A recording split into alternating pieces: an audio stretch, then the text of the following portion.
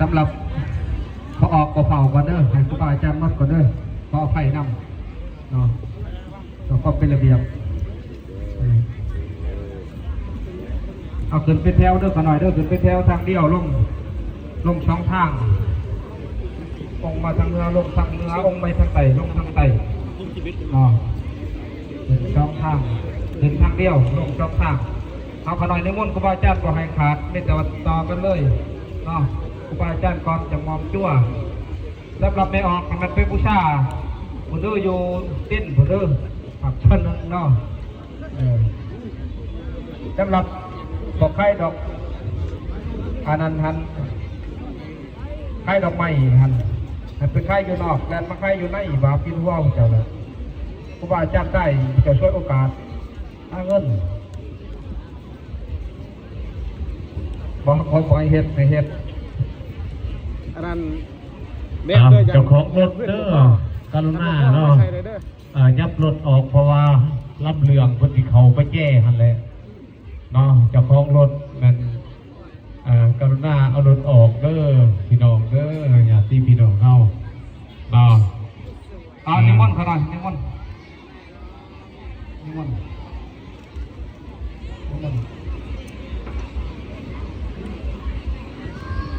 สำหรับภาพคำเนาะเป็นประมาณ8-9 โมงเนาะตรงในบอกของบอกข้าอยากให้อยู่ร่วมน้ำแรกขน่อยเป็นสมุขประทานน้ำเราบอกเป็นกันเองได้นี่เราว่าโดยเป็นกันเองตัวนี้เราขนาดเราเอาในสนามครูบาอาจารย์เป็นกันเอง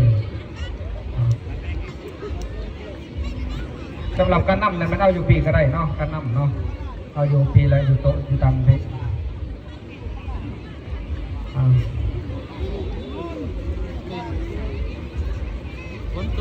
เขาช่วยตัวเขาโดยยังไรอยู่เลย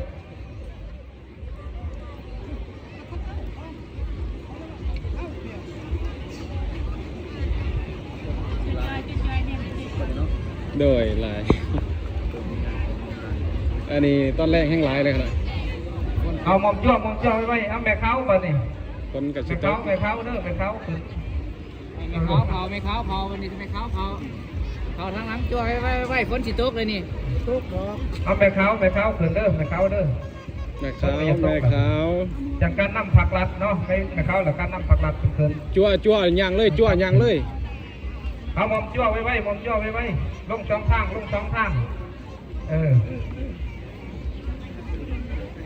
เอาแม่เขาขึ้นก่อนผู้ที่โบแมนแม่เขาแล้วแม่ยางน้ำลังการนำผักลัดไปเด้อไปมอมจ้วไว้จั่วไว้ไม่ออกขึ้นบ้างแล้วก็ลงบ้างแล้วก็ลงบ้างแม่ขาวต่อหลังไว้จั่วจับยางเลยจับยางอันเดียวแล้วไม่ต้องเอาไหลอันเดียวหัดไปเลยยางไว้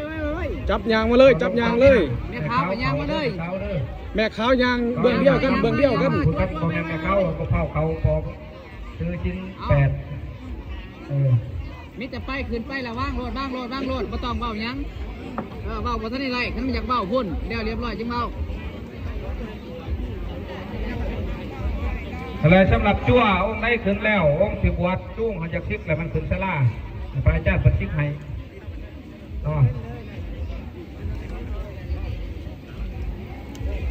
แต่เขาลงช่องทางก็ได้จะเกี่ยวไปทางพุทธทางดังพุทธลงช่องทางก็ได้ลงช่องทางก็ได้ลงเบื้องนั้นก็ได้เขาไปว่างก่อนในผลที่บอกให้ยื่นขาว่างอยู่นี้ผมมันศีรษะผมมาน้ำลังเขาไปว่างไม่เลยออกไปเลยวางเลยออกเลยตัววางเลยออกเลยผู้คนก่อนทำไปว่างผู้โลดจังโกซ่าปล่อยว่างคนหูคนนักว่างดันทางมดดันทางมันตีนพลังเพื่อนไปว่างดันทางมันตีนบริเวณดันหัวกันบ่จะเป็นไหมเข้ากับบ่อยากให้ว่างเนาะถึงหัวถึงอันเพิ่นกับเขาลบมาแล้วตามความเชื่อป่านเฮาเรื่องเพิ่นสิทางไปแล้ววางเลยไว้เดี๋ยวเฮาก็ยังเขาลบอยู่ลุมยังว่างได้อยู่ลุมก็ว่างได้ว่างฐานลมว่างฐานลมก็ได้อยู่ลุมก็ได้ว่างเลยอยู่ลุมเหมือนว่างอยู่ลุมมันรอดว่างอยู่ลุมมีรอดมีออกก็ต้องมาฐานลมก็ได้อธิษฐานรถเพื่อนวัดสิมาประทัดป้องรถมันรถติดตอนนี้คนติด เกี่ย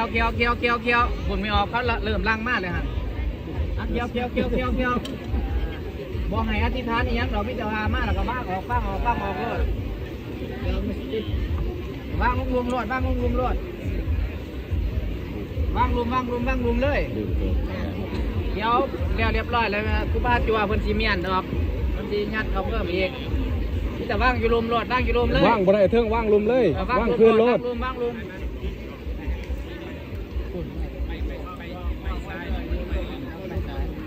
ไม่มีแต่ไม่น้อยแม่นเลยนะอาจารย์ มันจะป่วยเอาว่างรถไม่ออก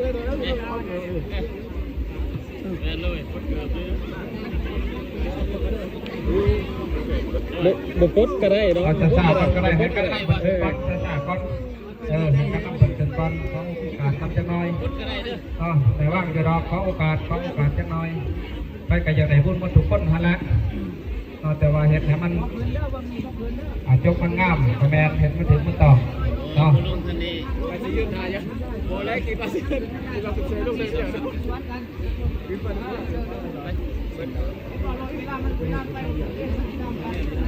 สำหรับว่างเพิ่งเย็นเลยมัน ลงเบื้องนั้นได้ด้วยแม่เด้อลง นับแต่นี้ไปเลยมันว่างเลยเด้อเพิ่งเย็นเลยมันพอได้มากมันว่างเอาเผื่อเวลาตอนแรกอาจจะจัดเวลาแต่มันทันมันก็ปานนั้นกำหนดการเนาะพอให้กล้าเนาะแต่พ ล วก ง มัน คันเดียว ไว้ทุก ลงมานี่ลงไปนั่งเราไปนี่ก็ได้ ตามนั้น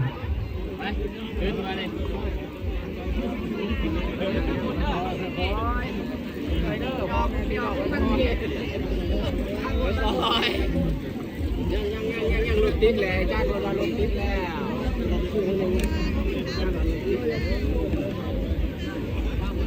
และ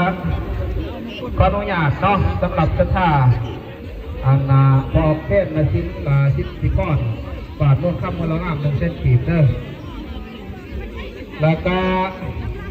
ศรัทธาห้องท่านเที่ยวซื้อไม้พายจ้ามีขอบพวกมาทำอะไรไปทำพัด